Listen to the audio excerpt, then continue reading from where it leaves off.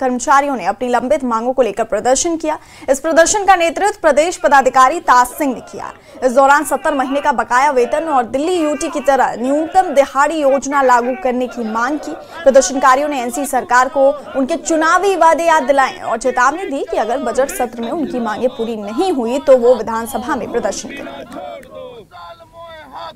कई सालों से हम लोग लगातार एजिटेशन कर रहे हैं अपनी 3 जायज डिमांडों को लेकर के, जिसमें हमारी पहली demand regularisation policy under SRO 64,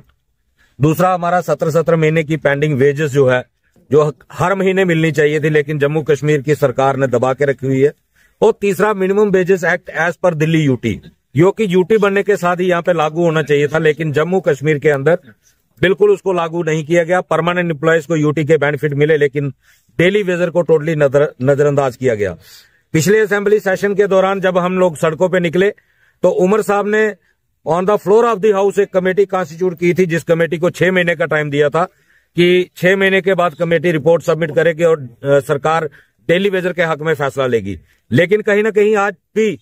Umar साहब के ऊपर शंका हो रही है क्योंकि 8-9 महीने पूरे होने के बावजूद आज तक कमेटी की रिपोर्ट जो है सामने नहीं आई। उमर साहब जैसे पीडीडी के लिए अलग SRO है, तो हमारी कोशिश लगातार ये है कि SRO हमारा अलग बने,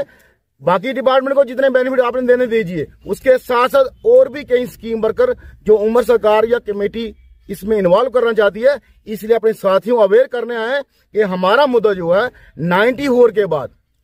आम भाषा में डेली वेजर बोला जाता है, लेकिन 94 के बाद 2005 तक वो डेली रेटेड वर्कर हैं, उसके बाद ITI लोग लगे, फिर उसके बाद नीड बेस्ड कैजुअल लेबर, उसके बाद लैंडलॉर्ड, ये 4 कैटेगरीज जो पीछे मिक्स की गई थी। 17 अक्टूबर 2022 को जब हमने कंपनी बाग बंद किया, उसके बाद ये रिटर्न में दोबारा चीजें बनी